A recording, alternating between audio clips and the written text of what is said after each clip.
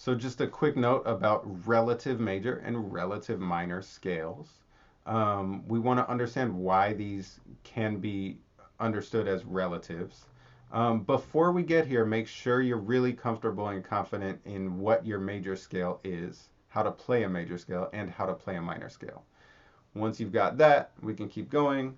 One easy way to think about it, if you know anything at all about piano, piano is divided up into white keys and black keys. White keys, if you play just starting on a C and go up each white key, you're playing a C major scale. It would be like this. Although, of course, on a piano.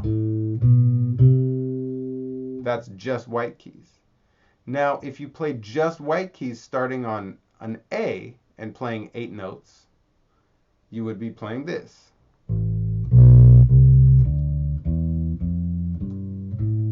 That's an A minor scale.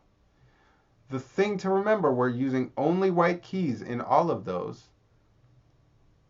The notes in C major and in A minor are exactly the same. They just start at a different place. So, and you can see that on a piano, which is why I'm describing it that way. Pianos are a very visual instrument. So on bass, when I play A minor, it's the same notes but starting on a different place as C major.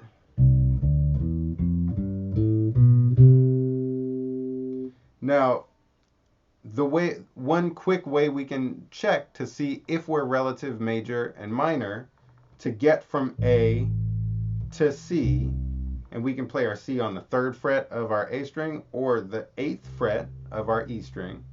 For the sake of this, I'm going to go 8th fret of the E string.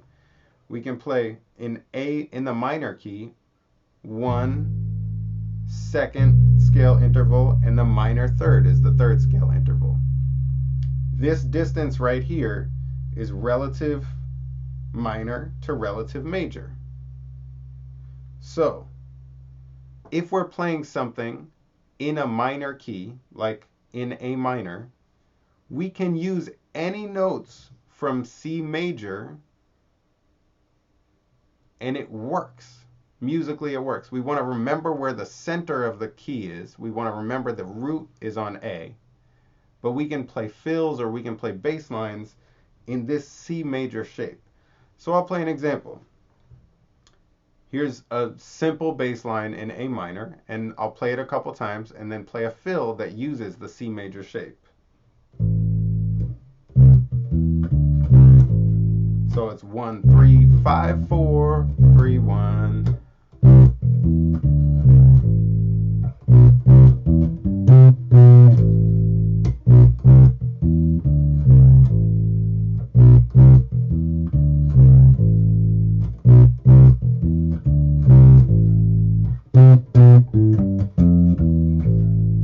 So I played.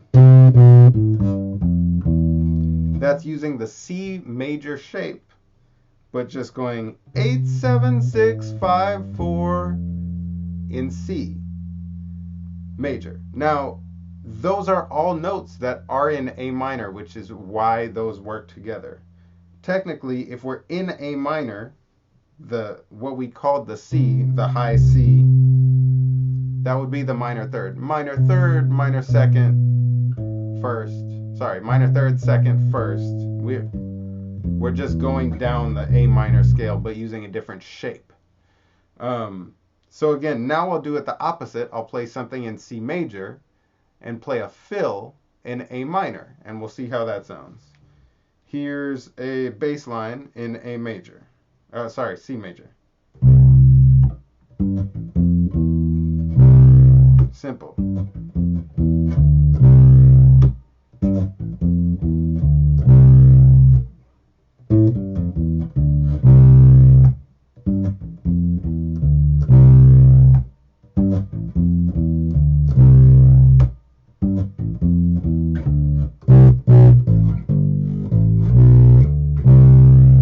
So I just played this.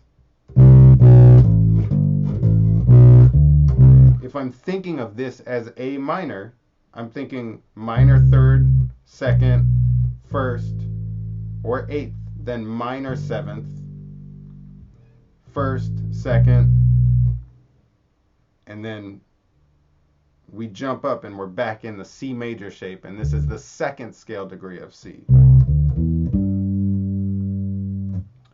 That's your relative major and relative minor. A way to quiz yourself on remembering how to figure it out, which key is your relative, is we have this space. So you know the minor, and you go up 3 frets to the minor 3rd. So right here, if I'm playing a D and I'm in D minor, the relative major is going to be what? What's that note? Right? Quiz, quiz, quiz. All right, it's a F. It can also be reverse engineered. So if we say we're in the key of A major,